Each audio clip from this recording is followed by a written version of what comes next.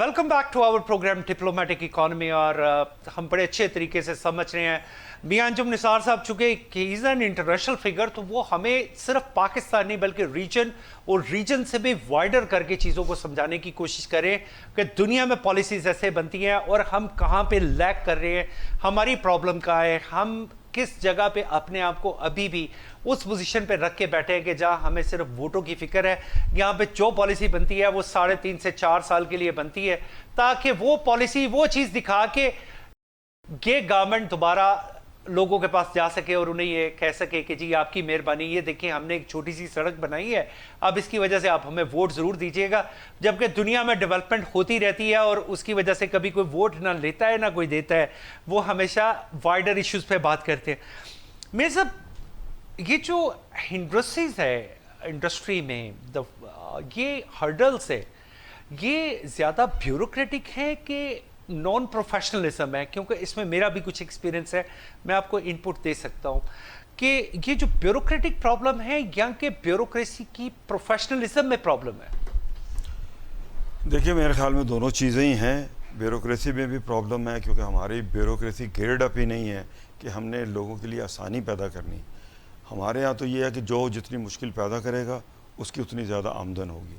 हमारा तो एक मिजाज ही ये बना हुआ है। हम ज़हनी तौर पे वो जो दुनिया में है ना, आप जाते हैं तो एक स्माइल के साथ आपको अपने क्लाइंट को, हम भी तो देखते हैं ना, गवर्नमेंट के क्लाइंट ही है ना, किसी टैक्स डिपार्टमेंट पे जाते हैं उनके तो क्लाइंट हैं, एक टैक्स पेयर है, तो हमें तो वो मुस्कुराहट कहीं नहीं नज़र आती कि कहीं मुस्कुराहट नज़र आती है कि हमें कोई वेलकम कर रहा है या हम कोई चीज़ या गाइडेंस या रहनुमाई लेने जा रहे हैं। वो उल्टा हमें ऐसे ऐसे चक्रों में फंसा देते हैं। बाज़ का मैंने तो बहुत सारे केसेस भुगते हैं। हमें केस लाख रुपए का केस बना दिया जाता है जी, 2 अरब का भुगतो जी। अब वो फिगर देख के लोग परेशान हो जाते हैं कि यार ये फिगर, उन्होंने कहते हैं जनाब आपकी इतने से इतनी इनवॉइसेस तो ठीक थी, एक इनवॉइस में मसला है, बजाय कि आप उसको पिन पॉइंट करें। कहते हैं नहीं जनाब हमने आपका टोटल ऑडिट करना है। ऑडिट करना तो वो समझता है कि मजाक है। और ये एक ब्यूरोक्रेटिक तरीका भी है कि ब्लैकमेलिंग और लोगों को परेशान करना। फिर एक मसला ये भी है, मैं क्योंकि फेडरेशन का प्रेसिडेंट भी रहा हूँ, लाहौर चैम्बर का प्रेसिडेंट भी रहा हूँ, और इसमें एक 2003 में लाहौर चैम्बर का प्रेसिडेंट बना था, 2020 में मैं फेडरेशन का प्रेसिडेंट रहा। थ्रू आउट ट्रेड पॉलिटिक्स के साथ सारी ज़िंदगी गुजरी है। तो मैं आपसे अर्ज़ करूँ कि मैंने तो बहुत सारी जगहों पे ये कहा है कि हमें, जब हम एक ब्यूरोक्रेट CSS करके आता है और वो 7वें ग्रेड में अपने कैरियर का स्टार्ट लेता है और 22वें ग्रेड तक जाता है, तो उसको 50 डिपार्टमेंट में ना घुमाएं। कभी हम उसको कॉमर्स में लाते हैं, कभी टैक्सेशन में ले जाते हैं, कभी इंडस्ट्री में ले जाते हैं, कभी हम उसको एग्रीकल्चर में ले जाते हैं, कभी हेल्थ में ले जाते हैं, कभी रिलीजियस अफेयर में ले जाते हैं। तो आप मुख्तलिफ डिपार्टमेंट में घुमाने के बजाय आप ये जो ब्यूरोक्रेट का जो है ना कैडर बनाएं कि उनको लिमिटेड करें कि 4-4, 5-5 डिपार्टमेंट से ज़्यादा वो बाहर ना जाएं, ताकि जब वो ऊपर आएँ 21वें, 22वें, 20वें ग्रेड में हो तो वो अथॉरिटी हो, उनको पता है कि हम क्या काम ले रहे हैं, दुनिया में इसकी क्या नॉलेज है। और जब आपको बंदे को घुमाते ही रहेंगे तो ना तो उनका इंटरेस्ट कोई डेवलप करेगा। हमें आज के दौर में इस प्रोफेशनल बंदे चाहिए। आपको मैं वापडा के एक छोटी सी मिसाल दूँ। मैं जी 2018 में लकीली मुझे मौका मिला केयर टेकर सेटअप में एज अ मिनिस्टर। अब मैंने वो लेस्को के चेयरमैन साहब को बुलाया। मैंने कहा सर आप भी जानते हो और मुझे भी पता है, ना हम बड़े शॉर्ट टाइम के लिए आए हैं, ना हम कोई रेटों को रिवाइज़ कर सकते हैं या रेटों में कोई तब्दीली करवा सकते हैं, हमें भी अपने लिमिटेड स्कोप का पता है। लेकिन कम से कम आप इतना तो करें कि आपके एक कोई रिकॉर्ड कीपिंग तो करें कि आपके एक ग्रिड में एक एक फीडर पे कितनी कितनी ट्रिपिंग्स होती हैं। अगर वो ट्रिपिंग्स ही आप आधी कर देंगे तो आपकी इंडस्ट्री का कितना भला होगा। भले आपकी एनर्जी कॉस्ट ज़्यादा है, आपकी इंडस्ट्री का कितना भला होगा। और जो कॉन्टिन्यूस रनिंग वाले प्रोजेक्ट्स हैं उनकी जो 1 सेकंड के लिए भी बिजली जाती है, to restart the project again they need another 30-40 minutes. और फिर इसके दरमियान जो रॉ मटेरियल का ज़या होता है, बहुत सारी चीज़ें होती हैं, वो किसी काउंट फॉर्म में नहीं आती, किसी गिनती में नहीं आती। कि हमारे यहाँ क्या जी, हवा चली फीडर ट्रिप कर गया, बारिश हुई फीडर ट्रिप कर गया। तो ये सारी दुनिया में ये चीज़ें नहीं होती। हमारे यहाँ वो क्वालिटी, कोई अकाउंटेबिलिटी कोई नहीं है कि भाई ये चीज़ आप दुरुस्त करके आए हो। بار بار یہ ٹرپنگ اور یہ مسئلے مسائل کیوں آ رہے ہیں؟ تو بہت سارے مسائل جو ہیں وہ ہمارے اپنے پیدا کرتے ہیں. اور یہ دیکھیں جس طرح ایگریکلچر کہا جاتا ہے Pakistan is an agriculture country. سب کو پتہ ہے جی 60-65% آبادی ہماری ایگریکلچر سے ریلیٹ کرتی ہے, اس کی بریڈ اینڈ بٹر ایگریکلچر سے ریلیٹ کرتا ہے. ایگریکلچر میں ہم نے کیا کیا ہے؟ دنیا نے تو گندم دیکھ لیں, آج ہم 30-32 من پہ کھڑے ہیں. دنیا میں کیا ہے؟ دنیا میں 90 من پہ کھڑے ہیں. تو بات کرنے کا مقصد ہم اتنے پیچھے کیوں رہ گئے؟ ہماری جو ریسرچ ڈپارٹمنٹس ہیں انہوں نے کیوں نہیں کام کیا؟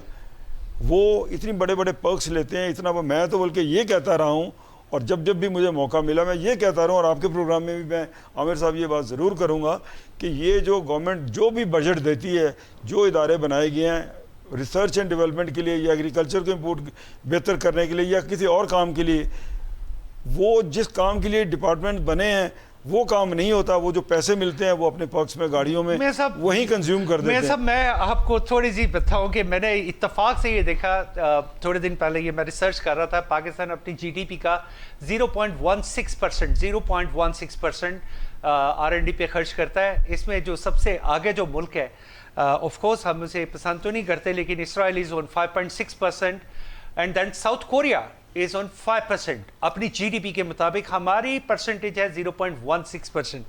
میاں صاحب کی باتوں میں چونکہ بڑی خوبصورت باتیں کر رہے تھے, ایک بات انہوں نے کی ٹیکس سسٹم کے لیے. تو when I was in Hong Kong, وہاں پہ ایک میں دیکھتا تھا کہ جو لوگ 5 lakh Hong Kong dollar, this is like $70,000 جو 5 lakh Hong Kong dollar tax دیتا تھا, اس کو اگر کوئی پرابلم فیس کرتا تھا تو ہانگ کانگ کے گورنر کو وہ ڈائریکٹلی کانٹیکٹ کر سکتا تھا, اور ہانگ کانگ کا گورنر اس کی پرابلم کو ایڈریس کرتا تھا. ہمارے یہاں پہ کیا پرابلم ہے کہ جو ٹیکس پیئر ہیں ان کو مزید سکویز کیا جاتا ہے, ان کو مزید نچوڑا جاتا ہے, اس کا لیمو کو نچوڑنے کے بعد اس کے چھلکے کو بھی نچوڑا جاتا ہے. یہ ایک بہت بڑی پرابلم ہے. میاں صاحب آپ کی ایک بات کو اور آگے بڑھاؤں بیوروکریسی کے حوالے سے, جو میرا ایکسپیرینس ہے, بالکل میاں صاحب نے جو بات کہی یہ مت ہے اس بات کی کہ آپ نے اگر ایک سیکرٹری کو ایک ڈپارٹمنٹ میں رکھا ہے, میں نے یہ چیز ایکسپیرینس کی ایک اور کنٹری میں کہ انہوں نے اسی کنٹری میں رکھ کے پہلے اس کو ایک لیول پہ لے کے جاتے ہیں, پھر ان کا ایک تھنک ٹینک بنتا ہے, پھر اس کے بعد ان کا ایک اپر تھنک ٹینک بنتا ہے, پھر ان کے بعد ان کا ایک 4 لوگوں کی منسٹری بنتی ہے, اس میں ایک سینئر منسٹر ہوتا ہے, 2 جونیئر منسٹر ہوتے ہیں جو انڈر ٹریننگ ہوتے ہیں, اور وہ اسی ڈپارٹمنٹ کے ساتھ چلتے جاتے ہیں. نہ کہ پاکستان کی طرح کہ کبھی آپ ایک سیکٹری کو اٹھا کے, اور وہ بیوروکریسی سے لیتے ہیں, وہ جتنے اپنا منسٹرز لیتے ہیں وہ بیوروکریسی سے لیتے ہیں, وہ اس طرح نہیں لیتے جیسے ہم لوگ کر رہے ہیں. ہم تو پتہ نہیں کس طریقے سے اپنے منسٹر کو لے کے آتے ہیں کہ کسی کو ریلوے کا پتہ یا نہیں پتہ, کسی کو ایویشن کا پتہ یا نہیں پتہ, وہ فلور میں کھڑا ہو کے کہہ دیتا ہے کہ جی پاکستان کی اتنے % پائلٹوں کے لائسنس جعلی ہیں. اسے یہ سمجھ ہی نہیں آئی کہ اس کی ایک بات نے پوری پاکستان کے نظام تعلیم کو ڈیمیج کر دیا. وہ خالی ایویشن نہیں رہی بلکہ انجینئرز, ڈاکٹرز, ہر ایک کو ہرٹ کر دیا, اور وہ ابھی بھی فلور پہ بیٹھ کے شاید کوئی ایسی بات کر دے جو انتہائی تکلیف دے ہو, جس کی وجہ سے پاکستان کو کتنے اکانومی کو نقصان ہوگا. یہ چیزیں سوچنے والی ہے. ہماری بیوروکریسی کو اگر کام کرنے کی ضرورت ہے, ایک ڈپارٹمنٹ میں رہنے دیں. جیسے میاں انجم نثار صاحب نے فرمایا, اس بندے کو 22nd گریڈ تک جاتے یہ بھی پتا ہوگا کہ ریلوے کے پھاٹک کتنی ہیں, ریلوے لائن کتنی ہے, اس میں پروگریس کتنی ہے, اس میں ڈبے کتنے ہیں, اس میں کس کس چیز کی ضرورت ہے, تاکہ وہ وہیں سے, اور ان کے اندر آپ بجائے اس کے کہ ایک منسٹر بنائیں 2 اس کے ساتھ آپ اسسٹنٹ منسٹر بنائیں جو کہ اس کو ریپلیس کریں, اور اس کے ساتھ ساتھ آپ ان کے اندر تھنک ٹینک بنائیں. میاں صاحب مجھے جس چیز کی بہت کمی نظر آ رہی ہے, آپ کی باتیں تو بہت خوبصورت ہیں لیکن مجھے ان پٹ چونکہ مجبوراً دینی پڑتی ہے, پاکستان میں تھنک ٹینکس کی کمی کیوں ہے؟ دیکھیں تھنک ٹینکس کی کمی آپ دیکھیں, ایک میں آپ نے جو پہلے جو بات کی ہے کہ وہ تھنک ٹینکس ہوتے ہیں اور بیوروکریسی کے حوالے سے آپ نے بات کی ہے. دیکھیں بات یہ ہے کہ جتنی بھی ہماری پولیٹیکل گورنمنٹس, اور دنیا میں یہ ہوتا ہے کہ سیاسی پارٹی ہوتی ہے, ان کے پاس ایک شیڈو گورنمنٹ ہوتی ہے. ان کو پتہ ہوتا ہے کہ جناب آج ایک پارٹی رول کر رہی ہے, اے پارٹی رول کر رہی ہے, کل اپوزیشن میں وہ بیٹھے ہیں, and opposition is always a shadow government. ان کو بھی آئندہ رول مل سکتا ہے. جب وہ سیٹ پہ آئیں تو ڈے 1 سے ان کو پتہ ہو کہ دنیا میں یہ کام کس طرح ہوتا ہے, اور اس کام کی آنے والی ڈائریکشن کیا ہے, ہم کہاں کھڑے ہیں.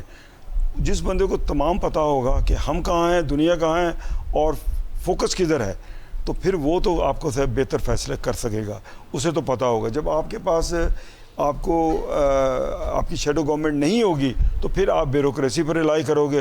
ब्यूरोक्रेसी का मैंने पहले ही आपको कहा है कि उनको गरीबों को इतने डिपार्टमेंटों में घुमाया जाता है, उनको खुद नहीं समझ आती, उनकी लॉयल्टी किसी डिपार्टमेंट के साथ हो ही नहीं सकता, अटैचमेंट उनकी बनती ही नहीं है, क्योंकि उनको पता ही नहीं होता कि अगले 2-4 महीने में उनको किसी और डिपार्टमेंट में उठा के बिठा दिया जाएगा।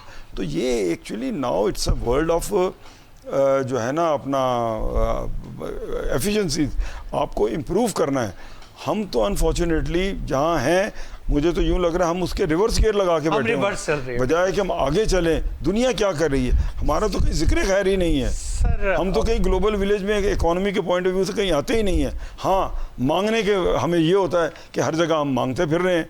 अपने हमारे पाकिस्तानियों के $11 बिलियन दुबई में सिर्फ इन्वेस्टेड हैं, वो सबके हैं, उसमें ये तो बिजनेसमैन भी है, ताजर भी है, जजेस भी हैं, जर्नल भी हैं, ब्यूरोक्रेट्स भी हैं, सबके हैं। मजाल है किसी ने पूछा हो कि भाई ये इतना पैसा पाकिस्तान से निकला है, तुमने ड्रेन तो कैसे किया? ये किस तरह गया है, ये ड्रेन कैसे हुआ, ये किस तरह निकला है, किसी ने पूछा है? नहीं, इसलिए नहीं पूछा कि सारे माशाल्लाह सबके हाथ रंगे हुए हैं। FATF की बातें करें तो वो सारी सेक्शंस पाकिस्तान पे लग जाती है, जी पाकिस्तान में ये पैसे कैसे आए हैं, ये ड्रेन होके दुबई गया। मुझे मेरा ख्याल है FATF को भी चाहिए कि हम $1 बिलियन के लिए दुनिया से मांगते फिर रहे हैं। हम अपने इन्वेस्टर को कॉन्फिडेंस दें, उसको कहें कि नहीं जनाब, दिस इज द कंट्री, यहाँ हमने रहना है, यहाँ आपको हम होप दे रहे हैं, यहाँ रोज़गार जनरेट करें और उसके लिए जो गवर्नमेंट लेवल पे जो मामला है उसको भी ठीक करें, because we are living in a global village.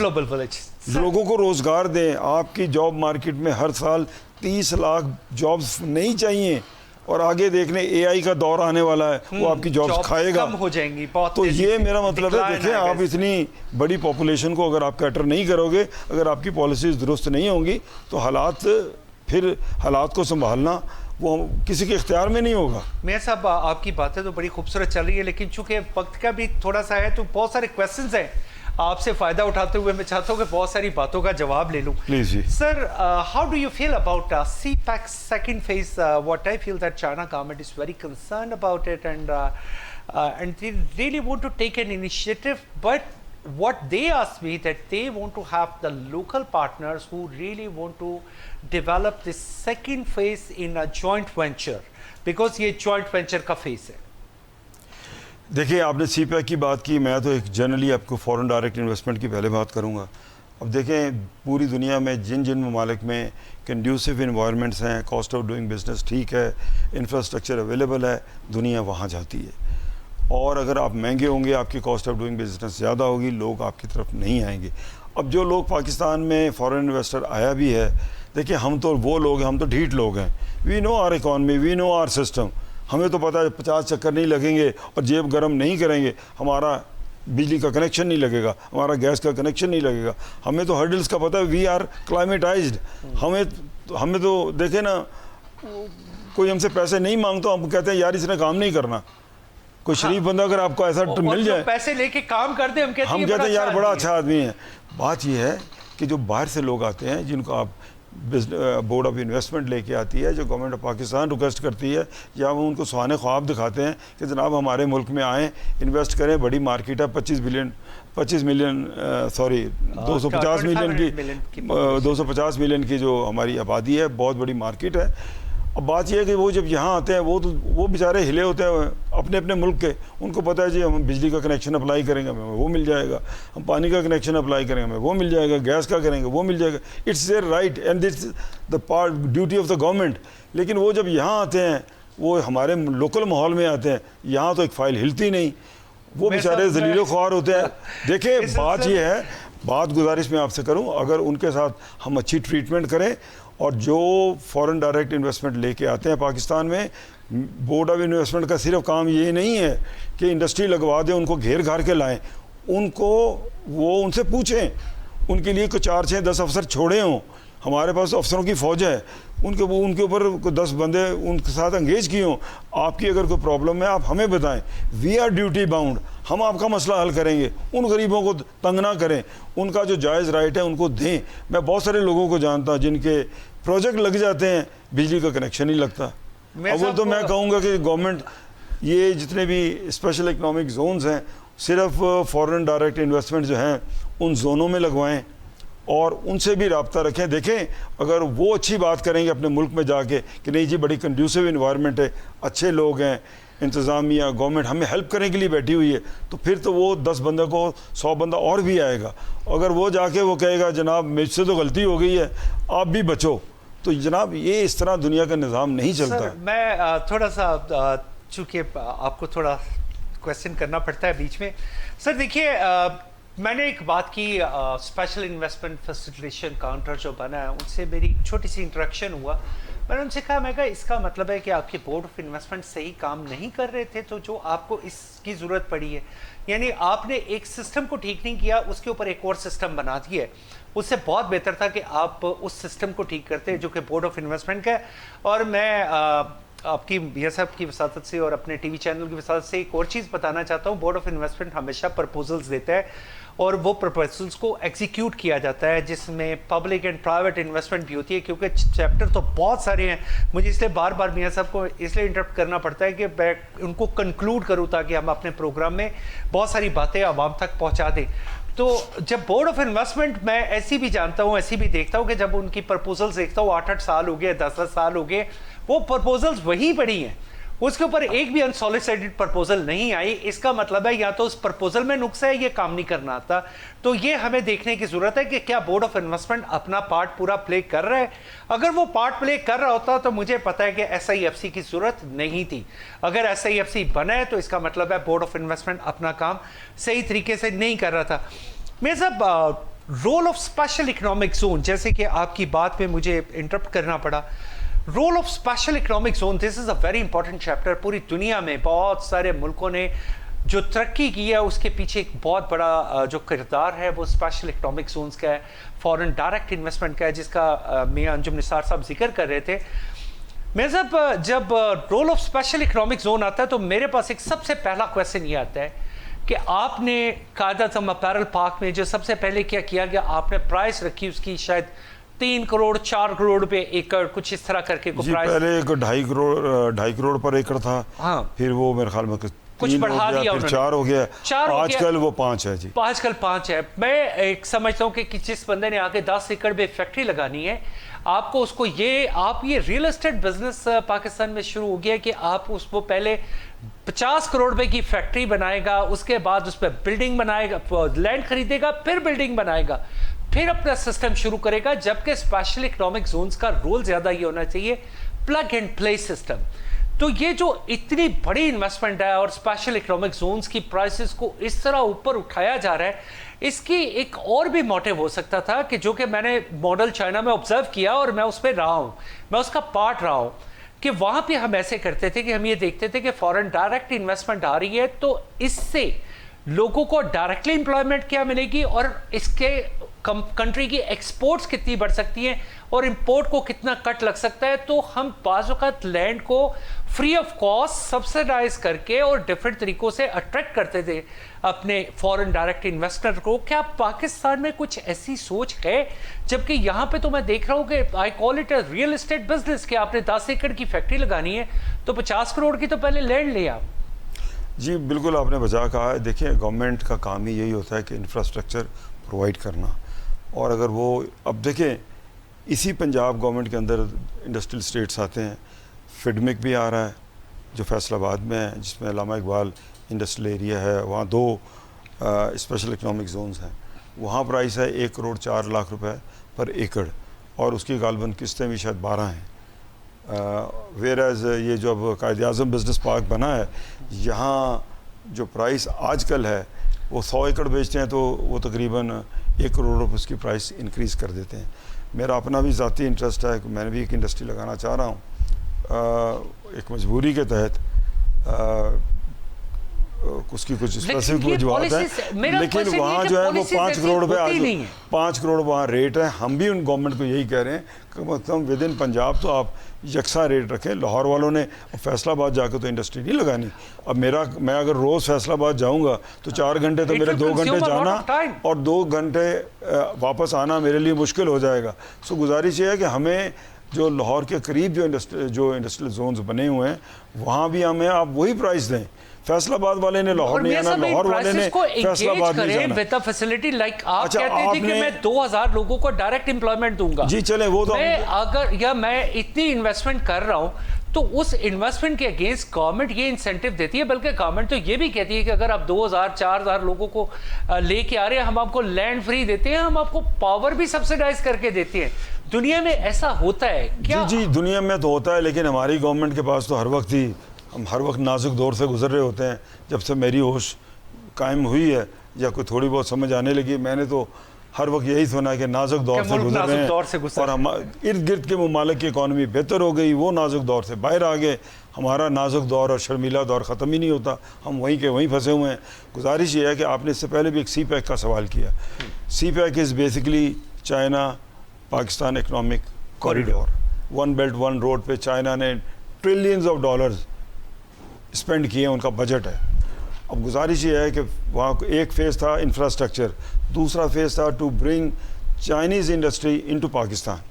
अब चाइनीज़ इंडस्ट्री वहाँ क्यों बंद हो रही है, और लाखों में बंद हो रही है, हज़ारों में सैकड़ों में नहीं, लाखों में बंद हो रही है। और वो इसलिए हो रही है, एक तो वहाँ लेबर कॉस्ट ज़्यादा बढ़ गई है, और दूसरा जो भी चाइना में जो प्रोडक्ट्स बन रही हैं, एक trade war, economic war between America और जो है आपके चाइना के दरमियान वो जारी है। चाइना के ऑलमोस्ट हर प्रोडक्ट पर अमेरिकन गवर्नमेंट ने एंटी डंपिंग ड्यूटी लगा रखी है, कहीं 35%, कहीं 30%, कहीं 20%, 160%। और अभी ये जो ईवी कार्स पर उन्होंने 100% ड्यूटी इम्पोज की है। सोलर पैनल पे 160%। जी, वो मेटल्स पर। तो वो चाइना की बहुत सारी इंडस्ट्री जो वहाँ बंद हो रही है वो माइग्रेट कर रही है। अब वो माइग्रेट करने के लिए मुख्तलिफ उनके पास डेस्टिनेशंस है। वो one of the lucrative destination for them is Vietnam, Indonesia, Cambodia, Thailand.